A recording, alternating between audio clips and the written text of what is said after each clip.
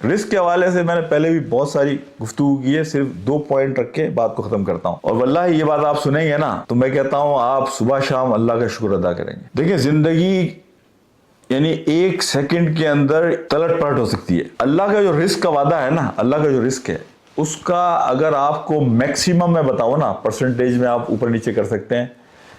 99% اللہ کا رزق وہ ہے جس کا اس پیسے سے کوئی تعلق ہی نہیں ہے.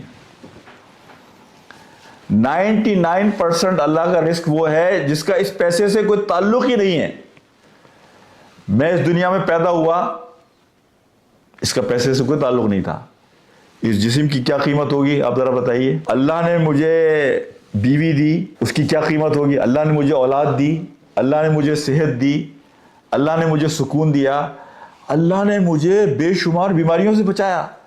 میں ابھی آفس سے آ رہا تھا، اگر میرا ایکسیڈنٹ ہو جاتا اور اس ایکسیڈنٹ کے نتیجے میں میرا جگر چھلنی ہو جاتا، اس پر شاید میں اگر اپنا گھر پورا بیچ دیتا، تکلیف سے بھی گزرتا، اپنا سارا کاروبار بھی بیچتا، لیکن اللہ نے مجھے کسی حادثے سے بچایا. یہ سب اللہ کا رزق ہے. یہ اللہ کا وہ رزق ہے اگر میں اور آپ کاؤنٹ کرنا شروع کریں تو یہ ٹریلینز میں ہے.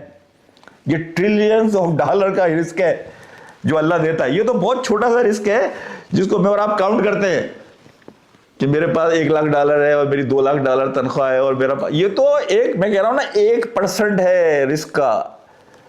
تو اللہ جو بے شمار چیزوں سے ہمیں بچاتا ہے اس کا سوچ کر میں پچھلے دنوں میری وائف کا ہوا میموگرام 1 ہفتہ پہلے 2 ہفتے پہلے ہر سال کراتی ہیں.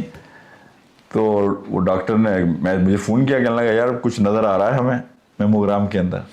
تو اب یہ ہے کہ ان کا تو آپ ڈائگنوسٹک میموگرام بھی ہوگا اور الٹرا ساؤنڈ بھی ہوگا. تو کل وہ ہماری بیگم گئیں تو میں سوچ رہا تھا کہ اگر اس الٹرا ساؤنڈ کے اندر یہ آ گیا کہ بھائی یہ میلیگننسی ہے اور اب آپ اس راستے پہ آ جائیے، یہ ڈاکٹر کے پاس جائیں گی اور اس کے بعد number 1 step, number 2 step, number 3 step. اگر اللہ مجھے اس چیز سے بچا لیتا ہے، آپ دیکھیں نا یہ رزق پہنچانے کا اللہ کا کیا نظام ہے میرے لیے کہ اگر اللہ مجھے اس سے بچا لیتا ہے تو میں اللہ کا شکر سجدے میں پڑھ کر یعنی وہ کروں کہ جو شاید مجھے $2 ملین ملتے تو بھی میں نہیں کر سکتا تھا اللہ کا شکر. تو اس حوالے سے رزق کے حوالے سے سوچا کرے کبھی. اور دیکھیں رزق کے معاملے میں بنی اسرائیل کا ایک بندہ تھا، وہ حضرت موسیٰ کے پاس آیا. یہ حدیث میں آتا ہے یہ واقعہ. حضرت موسیٰ نے کہا اللہ سے دعا کرو کہ اللہ میرا سارا رزق جو ہے نا مجھے ایک ساتھ دے دے.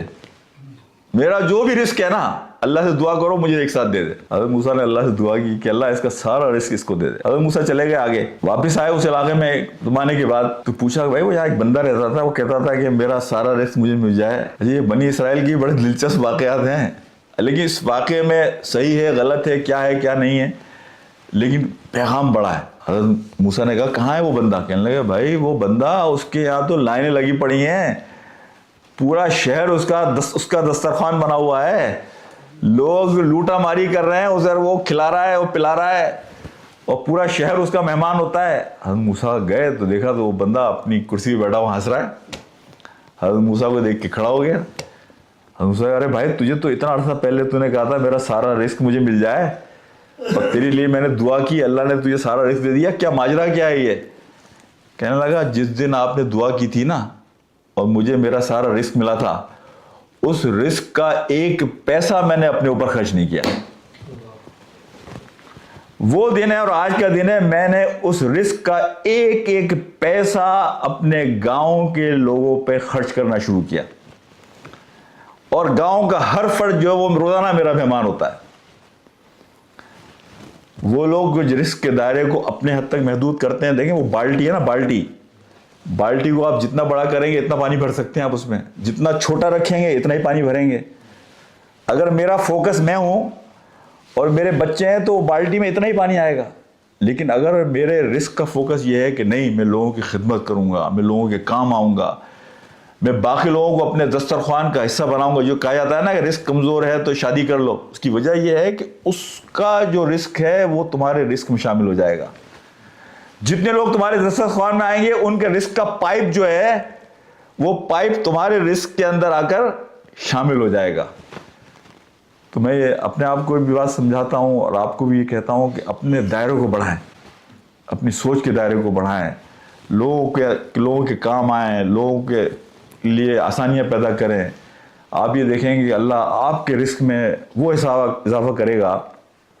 اور جو رزق کی مختلف صورتیں ہیں، کبھی سکون کی صورت میں، کبھی ہدایت کی صورت میں، کبھی عبادت میں ایک حلاوت کی صورت میں، کبھی مختلف بیماریوں سے اور حادثوں سے آپ کو بچانے کی صورت میں، اللہ تعالی ہمارا حامی و ناصر ہو.